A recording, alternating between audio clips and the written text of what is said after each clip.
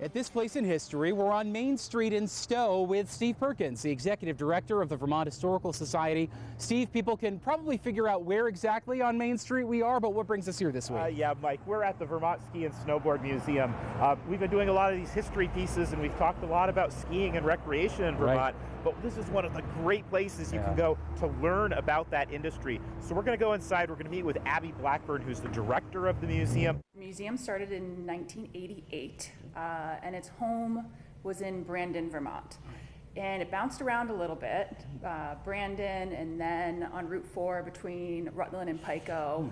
A group of Stowe locals really thought that Stowe would be a great home for the museum, and it was just a matter of finding that home. And this building, which was actually built in 1818 on the other end of the village, it was moved here, I believe, in the late 1800s, and it housed multiple things, fire department, Stowe Water and Light, and then in the year 2000 it was vacated, condemned, needed a ton of expensive work.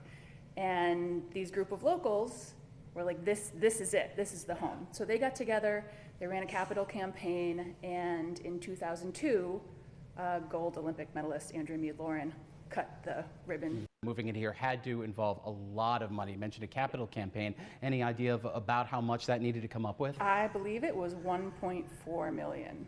What are people going to see if they come here? Yeah, a lot of ski stuff. People are pretty generous with their donations. We don't purchase anything for our collection. It's all donation based. We have old snowboarding stuff, Nordic biathlon, National Ski Patrol, a lot of 10th Mountain Division stuff. Some of the larger pieces that the museum has in its collection would be lift cars from some of the more prominent resorts. Those have even been donated, I see. Yep, absolutely. You can see on the mobile here, some of the older lifts, and then we've got a storage unit in Stowe.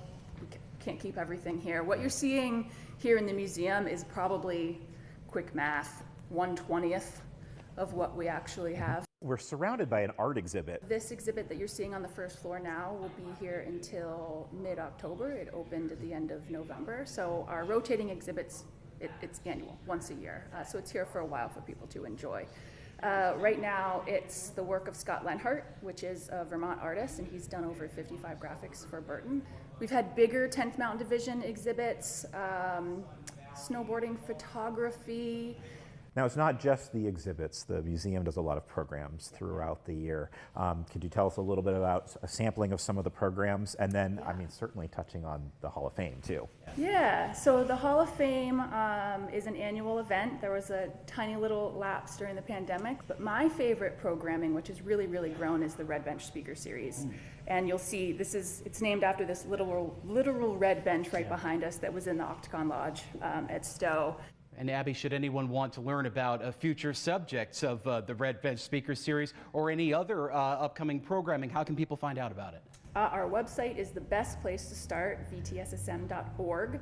Vermont's alpine, Nordic, and snowboarding legacy under one roof at this place in history.